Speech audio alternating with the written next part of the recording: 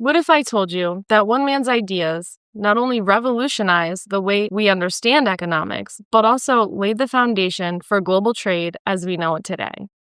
I'm Melissa Hemme, and this is The Global Economic Influence of Adam Smith, the father of modern economics.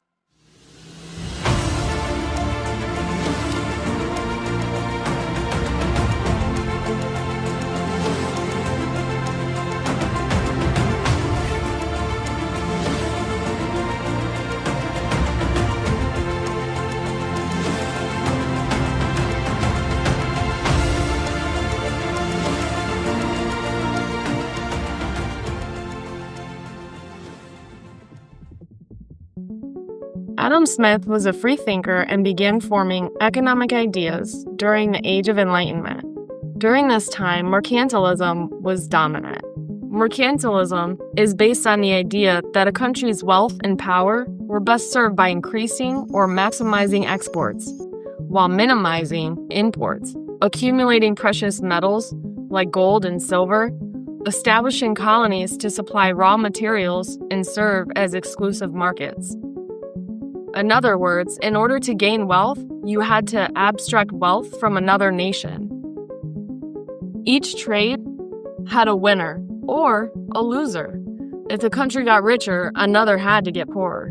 Adam Smith believed that mercantilism was actually flawed, and that by promoting global free trade, all participating countries could indeed be winners. In 1776, Adam Smith wrote the book Wealth of Nations. He spoke of self-interest and free market trade, believing that this would create an economic prosperity rather than a forced government intervention and control. Having more of a democratic approach, allowing the consumers to decide on which products and companies would either thrive or fail.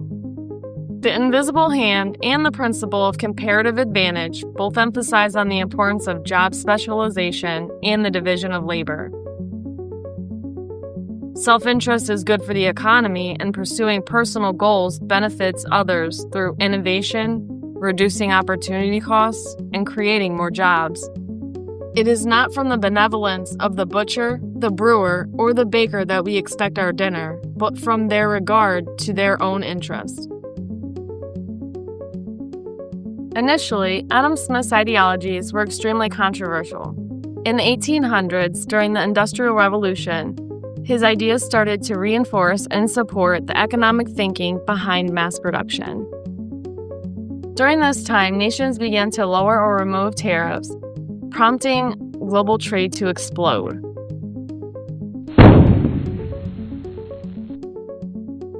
The diverse labor force, trade boom, and expanding distribution of wealth fueled innovation, from the railroads to the World Wide Web. Nearly every good and service we take for granted today was influenced by the philosophy of Adam Smith. This inspired modern-day concepts such as free trade agreement, incentives, and the pursuit of absolute advantage in the global market. Today, capitalism is a dominant force in our global economy. Nearly every country participates in international trade and open competitive markets, navigating through challenges such as trade deficits, market volatility, exchange rates, and tariffs. Tariffs? Where have I heard that before? Tariffs. April 2nd, 2025, President Trump announced sweeping tariff policies across 180 countries, calling it Liberation Day. My fellow Americans, this is Liberation Day. Under the Sweeping Tariff Act, President Trump included islands Heard and McDonald, known for being inhabited by penguins and seals, despite having no economic activity or exported goods. What are we doing? Penguin-inhabited islands aside, this policy is contrary to the philosophy of Adam Smith. Many economists believe and fear that this will hurt the United States economy. Financial markets fell in the aftermath of the implemented tariffs. Both the stock market and the United States bond market began to dip, causing President Trump to put a freeze on many countries' tariffs, but doubled down on China's. In retaliation, China imposed 125% tariffs on U.S. goods, essentially creating an economic standoff resembling an embargo between the two countries.